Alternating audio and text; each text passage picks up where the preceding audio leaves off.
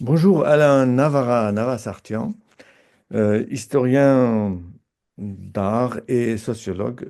Depuis quelques années, on voit que vous êtes plus engagé dans la communauté arménienne. Vous participez régulièrement aux différents événements et aux manifestations concernant les Arméniens. Euh, Comment vous interprétez votre engagement ou votre présence plus régulière et constante de ces dernières années? Alors, tout d'abord, merci. Bonjour, Gérard. Alors, bon, je suis d'origine arménienne par ma maman. J'ai été élevé par mes grands-parents arméniens, donc j'ai grandi dans un, on va dire, un univers arménien. Je parlais arménien en étant enfant, j'allais à l'école arménienne. Donc, j'ai vraiment grandi dans la culture, on va dire, la culture arménienne. Après, le choix de l'identité arménienne, elle vient finalement à l'adolescence aussi, où je m'aperçois, quand on commence à être engagé politiquement, quand on commence à s'engager aussi dans d'autres luttes, qu'on est dans le fond une minorité. Et ce qui m'a intéressé, c'est de voir comment cette minorité réagissait face à ses droits. Évidemment, j'ai 20 ans dans les années 80, donc on commence évidemment à parler de la reconnaissance du génocide et on va s'engager, je vais suivre en fait ma famille qui s'engage dans la reconnaissance du génocide. Alors il faut dire que l'Arménie n'est pas non plus, comment dirais-je, une inconnue pour moi puisqu'on est une famille d'Arpar et que ma tante est partie en Arménie en 48 et qu'elle s'est mariée en Arménie, qu'elle est restée en Arménie, qu'elle a fondé une famille en Arménie.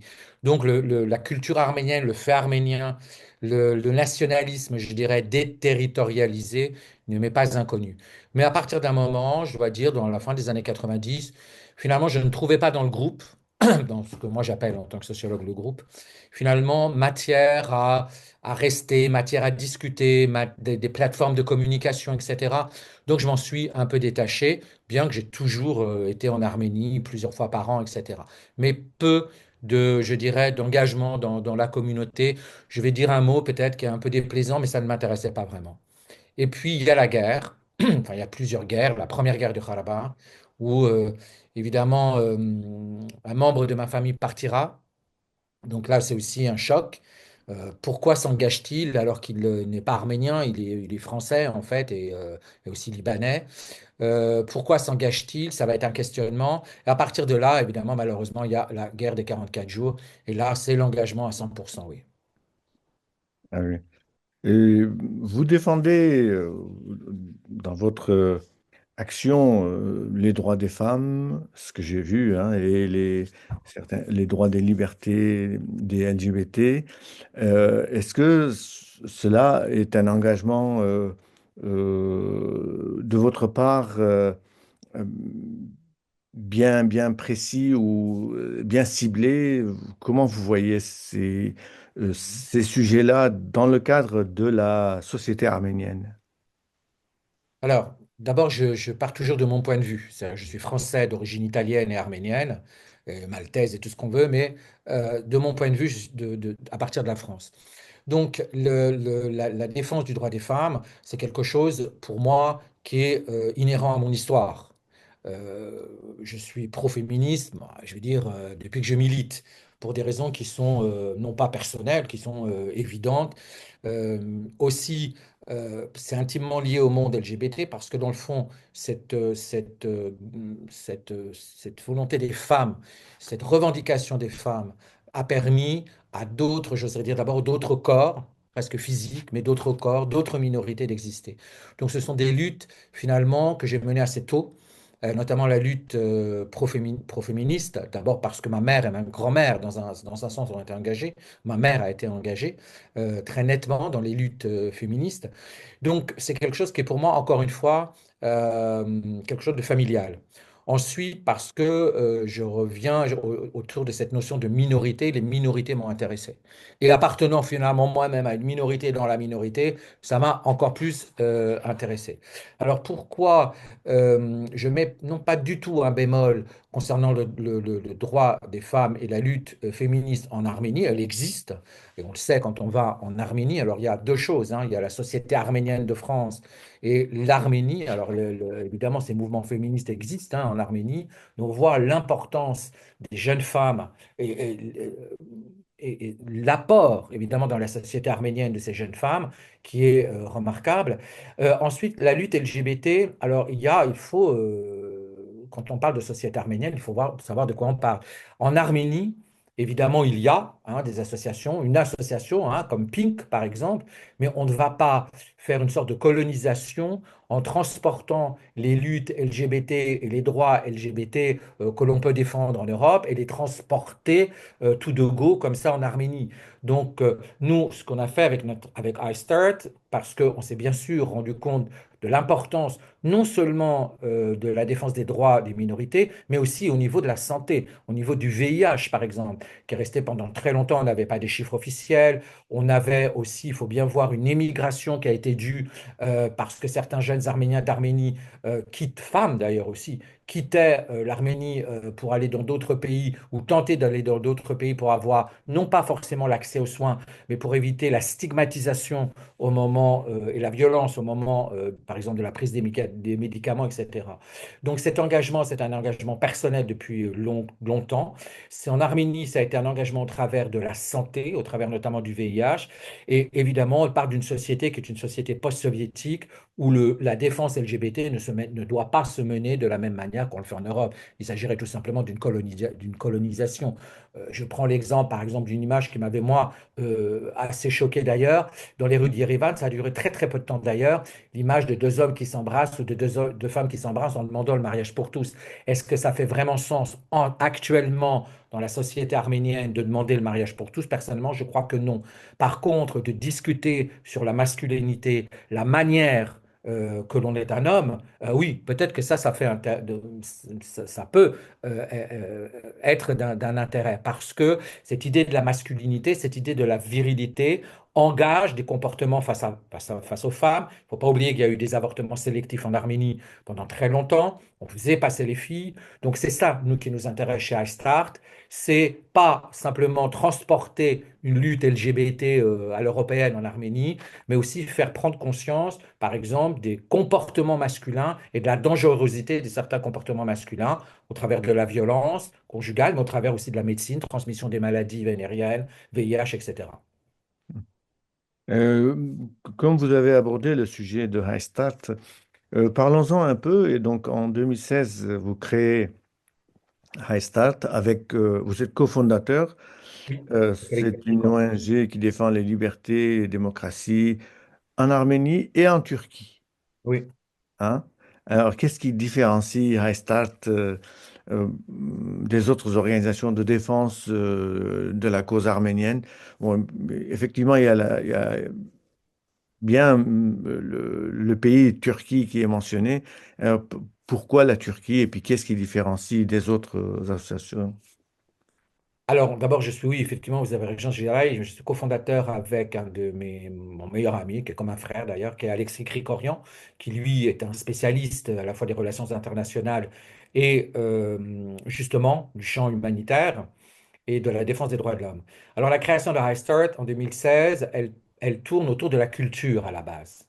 On est arrivé à l'humanitaire en 2020 avec la guerre, mais c'est essentiellement à la base quelque chose d'activité qui tournait autour de la culture, de la traduction par exemple, la traduction de livres arméniens vers le français ou vers l'anglais. Donc on va dire, ce qui nous intéressait, sont la jeune création arménienne, hein. Donc, la jeune création arménienne, que ce soit en art plastique, hein, je suis donc aussi historien de l'art, mais je m'occupe aussi de jeunes artistes, donc c'était ça qui nous intéressait, de les mettre dans des réseaux internationaux, de les faire connaître hors simplement du champ diasporique ou du champ arménien, mais pour des gens que nous estimions avoir, qui nous plaisaient en fait, tout simplement, ou une qualité intrinsèque artistique, de les mettre dans des réseaux internationaux. Donc, d'ouvrir le monde artistique arménien sur quelque chose de plus international. Alors pourquoi la Turquie? Parce que d'abord je parle turc, que mes grands-parents sont de Turquie, qu'on a eu avec Alexis beaucoup de liens. Alexis a beaucoup travaillé en Turquie. Malheureusement, on ne peut plus y aller maintenant. On est persona non grata en Turquie parce qu'on a beaucoup travaillé évidemment avec l'opposition. On a travaillé avec des Kurdes, on a travaillé avec, bon, ben, évidemment aussi avec des femmes.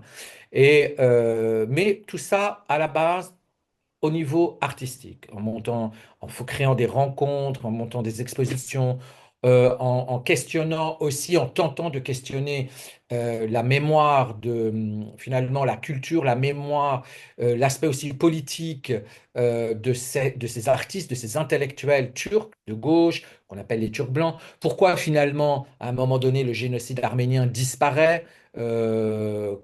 Complètement, y compris chez ces intellectuels qui pourtant parlent de minorités, défendent les minorités. Donc c'était aussi un moyen pour nous, j'oserais presque dire détourné, de ramener les Arméniens extérieurs à la Turquie, mais qui sont de la Turquie, c'est-à-dire nous, les descendants hein, des génocidés, de ramener, de recréer un dialogue, si possible, avec des intellectuels, mais aussi des Arméniens d'Istanbul, hein, parce on allait aussi en Anatolie, mais évidemment, vous le savez, il n'y en a pas beaucoup.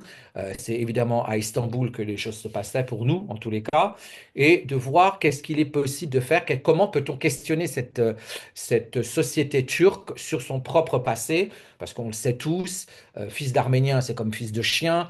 Il y a une violence nationaliste qui semblait s'être calmée dans les années 2010-2011, où il y avait, semble-t-il, une possibilité de créer ce genre de dialogue. Aujourd'hui, évidemment, on n'est pas idiot, ce n'est plus possible. Par contre, c'était important pour nous, j'oserais presque dire de façon personnelle, pour Alexis et moi, de retourner de là où nous on venait. On n'est pas de nulle part. On n'est pas juste un grand sac dans lequel il y a un fourre-tout dans lequel on met les Arméniens. Moi, je sais d'où la maison de mon grand-père à Üsküdar, la maison de ma grand-mère est à Bursa. Alexis a aussi des maisons là, enfin des lieux où on peut retrouver nos ancêtres. Nous sommes de là. Et c'était important aussi pour nous de dire nous sommes vivants, nous ne sommes pas morts. Et ce territoire, eh bien, nous en faisons quand même partie, quoi qu'il en soit. Donc cette approche-là, c'était au départ. Maintenant, bien évidemment, c'était aussi de dénoncer le nationalisme exacerbé, meurtrier, évidemment, du gouvernement turc, ce qui fait qu'aujourd'hui, évidemment, je vous le répète, on est vraiment persona non grata. C'était aussi de voir comment, voilà, on pouvait créer ces liens, on pouvait, voilà, c'était peut-être, je vais dire ce mot, c'était peut-être une utopie. Maintenant, après la guerre, c'est évidemment une vision assez utopique, mais nous l'avons menée, mais elle était essentiellement au travers de la culture, d'un processus interculturel, de la traduction et de l'art. Voilà. Maintenant, ça a Mhm. changé en 2020. iStart est malheureusement totalement dans le champ humanitaire, dans l'advocacy aussi, et nous agissons beaucoup, il y a quand même une reconnaissance, un agrément de l'ONU. Nous agissons beaucoup pour la défense du patrimoine. Et nous prenons notre bâton de berger et nous allons de Vienne à New York. Je ne sais pas si ça sert vraiment à grand-chose. Bon, d'autres l'ont fait, des universitaires, etc. Nous travaillons avec d'autres ONG pour faire cette défense-là aujourd'hui du patrimoine, de la culture que nous considérons être comme peut-être les seules fenêtres ouvertes pour l'Arménie et qui font partie d'une notion qui semble, quand on va utiliser ce terme de puissance en disant, mais Alain, vous êtes gentil, mais quelle puissance pour l'Arménie? Aujourd'hui, la puissance n'est pas simplement géographique ou militaire, elle peut avoir d'autres paramètres comme par exemple la culture, qu'en est un, hein, et l'économie. Euh, alors, vous avez participé au sommet global arménien à Erevan en septembre dernier. Euh, Quelle est votre appréciation de ce sommet? On en a parlé quand M. Sinanian Hmm. était à Paris, donc en mois de décembre, quand le collectif arménien a Hmm. organisé cette rencontre avec certains responsables parisiens, français. Quelle est votre appréciation en général du sommet global arménien et dans le cadre du rapport Arménie-Diaspora? Je vais commencer par dire Ah, Vaima Majan. Et ensuite, je vais continuer. Alors, c'est un lieu de rencontre, c'est un lieu qui pourrait être très intéressant. C'est un lieu évidemment intéressant dans la mesure où on a rencontré des gens. Quelle est l'efficacité de ce sommet? Je crois que malheureusement, l'efficacité est moindre. Hein, c'est un lieu de rencontre intéressant, mais avec pas beaucoup d'efficacité. Pourquoi? Tout simplement parce que dans un rapport diaspora-État, il doit y avoir la participation de l'État. Et on va revenir en deuxième partie peut-être aux erreurs de la diaspora, mais en tous les cas, il faut des cadres précis pour que ce dialogue et que la diaspora participe à une politique du développement du pays, il faut des cadres précis. Voilà. Ces cadres précis, pour l'instant, ne sont pas là. Il n'y a pas, si je vous dis que le Mexique, les Philippines et d'autres pays, le Maroc, ont des cadres bien plus précis d'échange avec leur diaspora que l'Arménie, ça paraît étonnant quand on sait, sans faire du nationalisme de bas étage, mais quand on sait la qualité des Arméniens dans le monde et des certains groupes arméniens dans le monde, eh bien, il faut des structures juridiques, des structures financières, des cadres du moins financiers, juridiques, évidemment aussi peut-être institutionnel, pour que la diaspora puisse s'engager, je dirais, et qu'on sorte du champ du champ humanitaire, du don, de la politique du don. Alors, le discours des Aristinanians à Paris, vous étiez là, Gérard, il est intéressant d'ailleurs parce qu'on voit aujourd'hui qu'il se tourne de façon délibérée et très décisive vers la diaspora américaine. Hein. Dans le même temps, ils nous disent, nous ne voulons pas d'une diaspora simplement de philanthropes, mais par contre, les Américains les intéressent beaucoup. Alors ça, c'est une chose qui est à noter. La politique du don, l'économie du don est quelque chose de très courant aux États-Unis. C'est le troisième pays au monde qui a cette économie du don.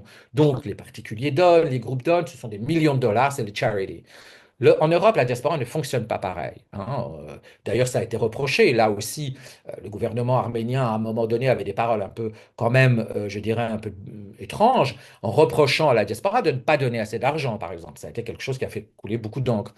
Mais, encore une fois, il y a un manuel. Tout simplement un manuel, c'est très précis. Petit 1, petit 2, petit 3, petit 4, petit 5. D'abord, la première chose, c'est connaître votre diaspora. Faire un mapping de la diaspora. Ça n'a jamais été fait. Alors j'ai appris évidemment, en discutant avec les Arméniens d'Arménie, que certains Arméniens d'Arménie ne tiennent pas à être finalement sur une carte, de rentrer dans une cartographie de la diaspora pour X et X raisons. Il n'en reste pas moins que, en général, ce sont les consulats qui font ça. Est-ce que le corps consulaire est assez développé, etc.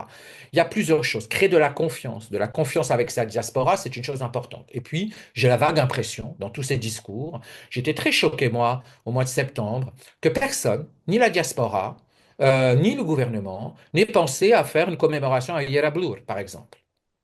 On a perdu 5000 hommes. On a perdu une guerre. C'est comme si c'était terminé. On tourne la page. C'est même dérangeant. Non. Perdre une guerre, c'est une signification sociale, économique, de la cohésion sociale du pays. C'est une importance sur les relations internationales du pays. Ça, tout ça, on le passe un petit peu comme ça, pertes dans les pertes, ce qui est quand même très grave quand on pense à ça. Donc, je trouve que cette réunion a été importante. La preuve, on s'est rencontrés aussi là-bas. C'est intéressant. Qu'est-ce qu'il en ressort? À mon sens, pas grand-chose. Malheureusement. Alors, la question, est-ce que c'est une volonté politique du gouvernement, comme ça a déjà été exprimé, de ne pas créer plus de liens avec sa diaspora, puisqu'on voit qu'à la fois la Turquie et l'Azerbaïdjan tombent à bras raccourcis sur les diasporas en disant que c'est le nœud gordien de tout le problème, ce sont les diasporiques, ce qui, à mon sens, serait une très grave erreur de ce pays. La diaspora est aujourd'hui un des partenaires, les diasporas sont aujourd'hui un des partenaires essentiels des relations internationales. C'est aussi un des critères de la puissance d'un pays. Passer à côté des diasporas serait, à mon sens, véritablement une stupidité. Mais pour ça, il faut des cadres beaucoup plus précis.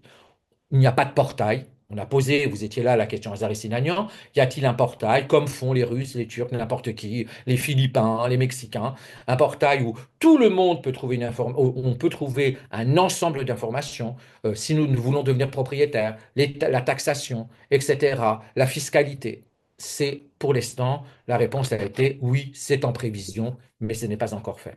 Donc il y a beaucoup à faire pour valoriser l'implication d'une diaspora, au moins européenne, dans le développement durable du pays. Ça, c'est une chose qui est importante. De la part de la diaspora, il serait important aussi de considérer qu'il faut un rapport contractuel aussi avec ce pays et avec ses gouvernements, avec l'État, du moins. Les gouvernements changent, l'État reste, enfin, du moins, on l'espère. Donc, avec l'État, un rapport beaucoup plus contractuel. C'est pas, ah, man, im si Yerevanne, im si Çemkirerinçne. C'est pas ton pays, en fait. Ce n'est pas mon pays. Je n'ai pas besoin que ce soit mon pays, comme je le dis toujours. Im si Yergireçe, im je revurtne. Et c'est beaucoup plus important pour moi que ce soit mon peuple que ce soit mon pays. Donc, à retravailler, à travailler, à mettre des cadres bien précis, à recréer de la confiance, à pointer l'économie. Je vous donne un exemple. On nous dit, ah oui, mon Dieu, c'est extraordinaire, les startups arméniennes. Moi, mon neveu a ouvert une startup en Arménie.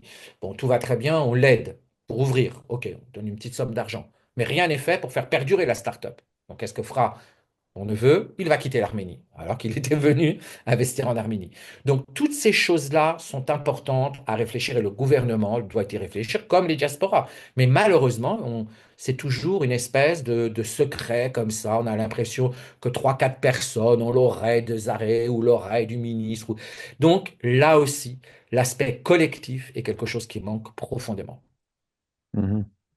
Dans votre introduction à cette rencontre avec Sinanian, vous avez parlé des diasporas. Et est-ce que le gouvernement arménien actuellement ne fait pas la distinction entre certaines diasporas disons, privilégie le rapport avec certaines diasporas en évitant les autres, enfin, spécialement la diaspora classique, hein, euh, et Oui, bah, puis, vous étiez là, Gérard, hein. Vous avez entendu, comme moi, ce qu'a dit Zari Sinanian quand j'ai parlé des diasporas au pluriel, parce que, bon, il n'est pas sociologue ou anthropologue ou je ne sais trop quoi, mais bah, on ne peut pas parler, même si on n'est pas sociologue, on doit parler des diasporas françaises. Euh, il y a la diaspora historique, dont on fait partie, les diasporas moyen-orientales qui arrivent dans les années 70, la diaspora arménienne, voilà, ce sont déjà des diasporas. Et on voit, on a bien senti, on a bien compris cette chose, enfin cet élément important. Ah, mais Alain, peu importe, on ne doit pas utiliser le terme diaspora au pluriel. Nous sommes tous des Arméniens, ce qui veut personnellement strictement rien dire pour moi. Oui, on est tous des Arméniens, mais enfin, après ça, qu'est-ce qu'on a dit? On est tous des Arméniens, un sketinck, mais bon. Qu'est-ce que ça donne tout ça? Et dans le discours, effectivement, vous l'avez noté, quand j'ai posé donc des questions, on sent très bien aujourd'hui, d'abord, son discours très tourné vers l'Occident, hein, le discours est très clair, nos partenaires occidentaux, et on sent très bien que derrière certains discours, oui, ce sont bien sûr un discours d'un think tank américain. Ça peut être très bien Carnegie, comme on avait vu au Global Summit, qui est assez présent, hein, dans l'ouverture des frontières avec la Turquie, c'est un discours très Carnegie. Voilà, on a l'impression qu'il se tourne vers une diaspora plutôt américaine du Nord. Et effectivement, la diaspora historique française, j'ai l'impression que c'est un peu l'empêcheur de tourner en rond. Effectivement, cet attachement viscéral au génocide, cette victimisation, hein, c'est le terme souvent employé de nouveau. Alors nous l'avons nous-mêmes employé, hein, cessons d'être des victimes, etc. Mais ce terme-là, dans la bouche d'un représentant d'un État, enfin d'un gouvernement arménien, ça a encore une autre signification peut-être. C'est quelque chose qui est plus négatif. Voilà, cet attachement à ce passé indéfectible comme ça, il faut aller vers autre chose. Aujourd'hui, il y a autre chose, mais en même temps, c'est là où je crois qu'il leur manque la connaissance, hein, il leur manque la communication, même s'ils ont des agences de communication.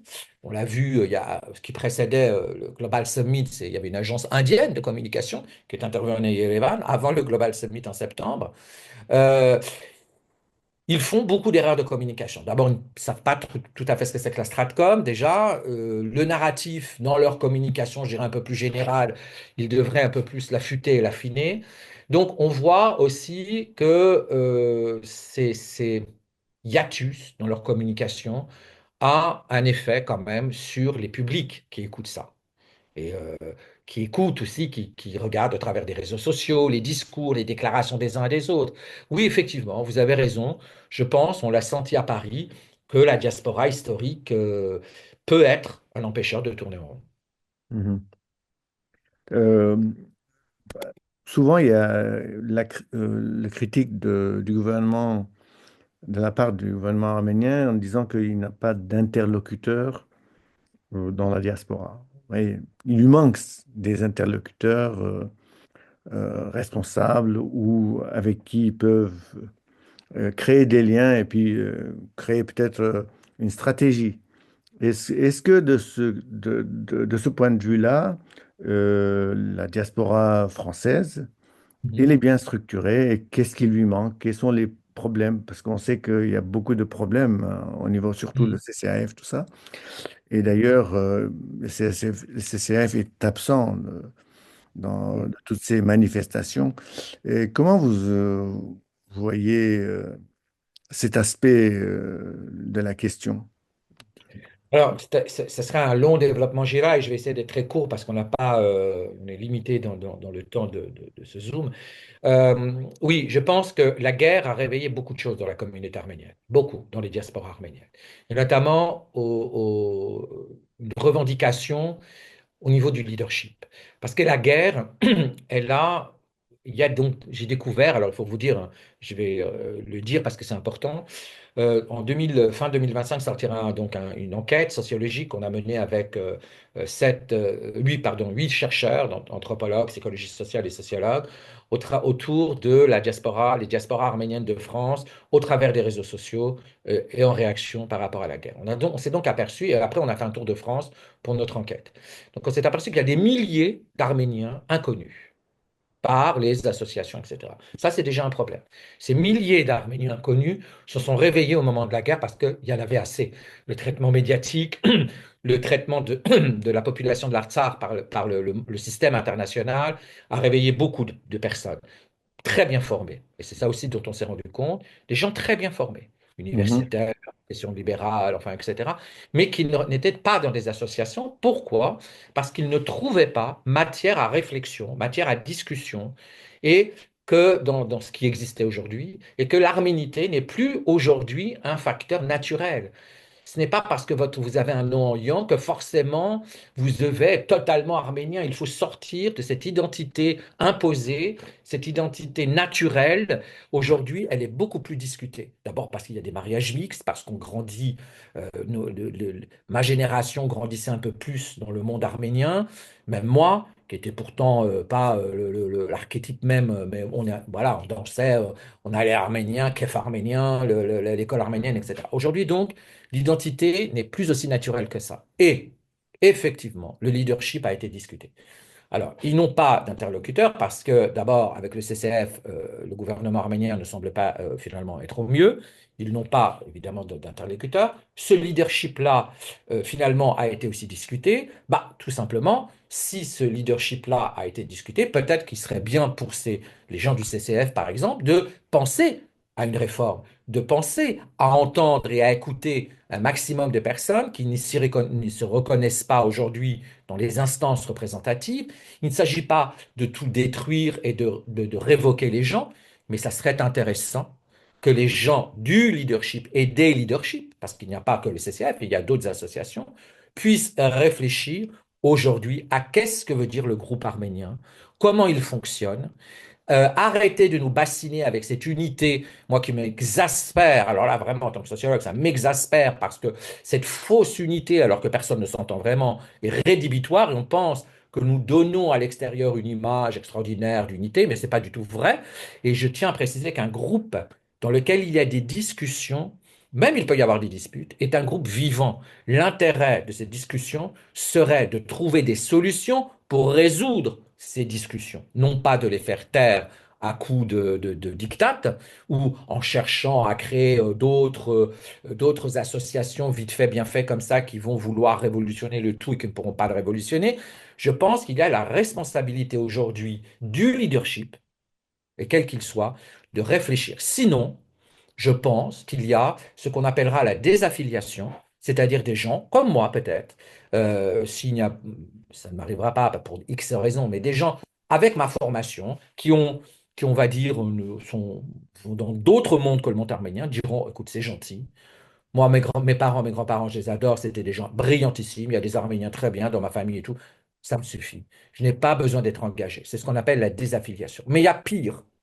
La guerre a entraîné, et le traitement de l'ensemble de la guerre, de tout un ensemble des groupes arméniens, peut entraîner la désappartenance, c'est-à-dire des gens qui disent, écoute, cette identité-là, elle est fastidieuse, je m'en détourne. Donc, le leadership aujourd'hui a un rôle très important, une réflexion importante, et on l'a vu, on l'a souligné dans cette rencontre où vous étiez aussi, Gérald, il n'y a pas de plateforme d'échange. Il n'y a pas de plateforme d'échange à la mode des Palestiniens, à la mode des communautés juives. Il n'y a pas. Ça n'existe pas. Et c'est là aussi, on se rend compte, vous êtes là souvent et vous fréquentez ces colloques et choses. C'est une demande de vouloir exprimer aussi, nous avons des idées intéressantes, mais vous ne vous adressez toujours qu'aux mêmes. Alors bien sûr, le gouvernement reproche qu'il n'ait pas d'interlocuteur. Bah, finalement, si on regarde bien, c'est toujours les mêmes interlocuteurs qu'ils ont, mais il faut dire aussi que d'un autre côté, les diasporiques arménien fonctionne, j'oserais presque dire, à la mode du grand vizir, c'est-à-dire que ce sont des individus qui vont demander une reconnaissance à un ministre, à Zaré Sinanian, etc. Encore une fois, ce n'est pas tant, c'est le collectif qui serait important. Nous ne sommes pas une force. Nous l'avons vu, politiquement, quoi qu'on en dise, nous ne représentons pas ce que nous voudrions, prétendons représenter, très loin de là, en France. Nous ne représentons pas un soft power, ce n'est pas en dansant 14 fois le Kochari entre ici les Moulineaux et Clamart que nous représentons quelque chose. Il n'y a pas, l'État arménien n'a pas de diplomatie culturelle, n'a pas de diplomatie des publics. Quant à la diaspora, eh bien, le genre kermesse, on va dire, c'est quelque chose de très développé, mais ça ne suffit pas aujourd'hui. Nous n'avons pas su, et on l'a vu pendant la guerre, et les gens l'ont noté, beaucoup d'Arméniens l'ont noté, nous n'avons pas su faire partager, je dirais, universaliser le problème arménien de la guerre du Karabakh, mais aussi de dire notre culture. Et c'est pas simplement en disant que Victor Hugo a parlé des Arméniens en 235 avant Jésus-Christ, ou je ne sais trop quoi, évidemment, les dates, là, l'exemple de Victor Hugo, c'est justement avec 200, là en 235, c'est pour montrer que nous devons arriver à mettre dans des réseaux intellectuels, des réseaux culturels, des réseaux économiques, etc., la culture, le monde arménien, la création arménienne d'une autre manière. Nous devons y réfléchir. Là aussi, il serait bon d'avoir des plateformes de réflexion. Hmm. Encore 2 minutes. Est-ce que vous pouvez dire un mot de cette étude sociologique que vous avez dit que vous avez effectuée, que vous allez publier? Parce que finalement, il nous manque beaucoup d'études et d'analyses sociologiques, hein. Et ce Oui, serait beaucoup. peut-être bien d'en dire 2 mots avant que vous le publiez. Alors, c'est justement la réflexion, elle me vient. Alors, évidemment, tout le monde connaît l'extraordinaire travail de Martine Ovanessian, qui Mhm. était vraiment pionnière hein, avec ce lien communautaire qu'elle publie dans les années 90, qui a été pour moi un révélateur. Hein. Ça a été pour moi presque un bréviaire, ce livre qui m'a entraîné d'ailleurs à poursuivre des études en sociologie aux États-Unis. Et voilà, et on s'est posé la question, il y a beaucoup d'historiens, hein, l'historiographie, c'est quelque chose, alors là, des historiens, on en a pléthore, mais un autre aspect des sciences sociales, peu.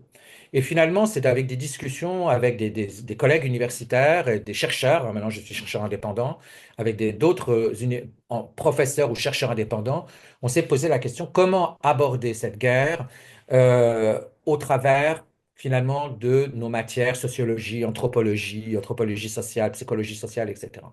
Et c'est donc au travers des réseaux sociaux, de Twitter par exemple et de Facebook, nous avons donc, c'est au travers de la connectivité de la diaspora française que nous nous sommes intéressés à ce qui a été dit dans les tweets, dans les messages.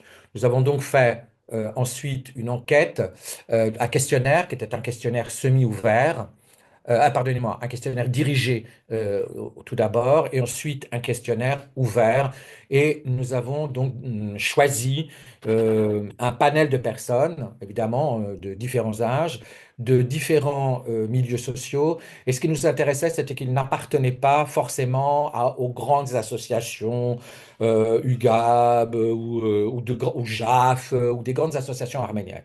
Donc, c'était des gens qui étaient en fait une population qui est majoritairement hors association, qui peut y participer, qui peut aller à une kermesse, mais qui n'est pas en permanence dans une association ou dans des activités associatives arméniennes.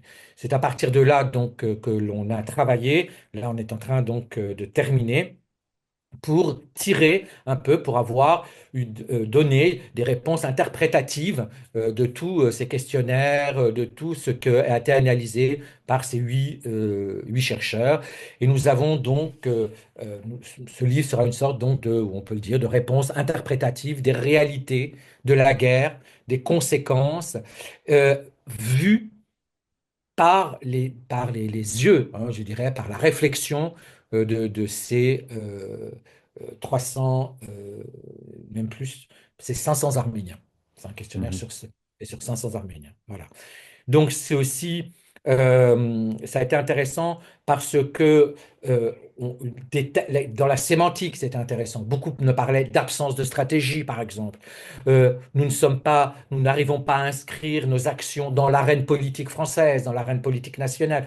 Donc beaucoup d'Arméniens ont questionné à partir de cette guerre, ont questionné non pas leur appartenance, parce qu'ils ont été profondément arméniens, mais leur mode d'appartenance, comme Mhm. leur mode d'action.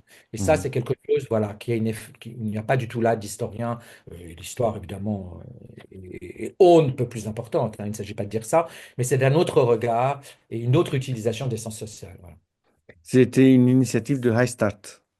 C'est une Euh, initiative, oui, de iStart et aussi de deux collègues italiens mhm. et anglais. Donc, mais c'est iStart, effectivement, qui a généré cette étude. Mhm. Merci beaucoup, Alan C'est moi. Navarra.